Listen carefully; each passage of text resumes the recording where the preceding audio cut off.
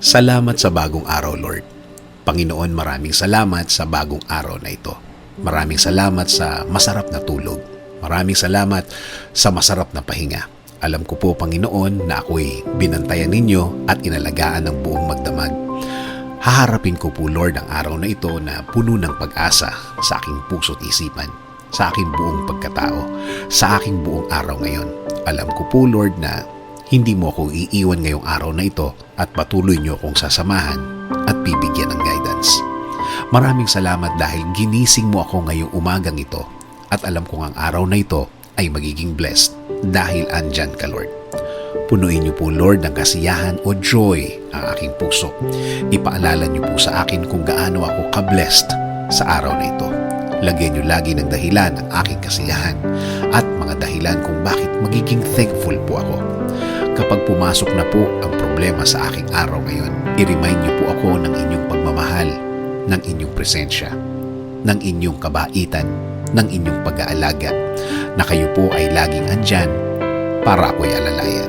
Kapag ako ay nanghihina, ipaalala niyo po sa akin na lagi po kayong andyan para ako'y tulungan, para ako'y alalayan, para ako'y alisin sa isang problemadong sitwasyon. Lord, kapag naalala ko ang aking problema, please remind me that you got me, that everything will be okay and fine. Please remind me also of my purpose. Kung bakit ako nasa mundo, kung bakit ako nabuhay, kung bakit ako andito para sa araw-araw, para paglingkuran kayo at mahalin. Kasama na ang mga nagmamahal sa akin at nagpapahalaga na kayo pa din ang dapat masunod sa aming buhay. Naniniwala kami sa inyong plano na lahat-lahat na gusto niyong gawin sa amin ay makakabuti sa amin, na ang lahat ng plano ninyo ay makakabuti sa aking kinabukasan at kinabukasan ng aking pamilya.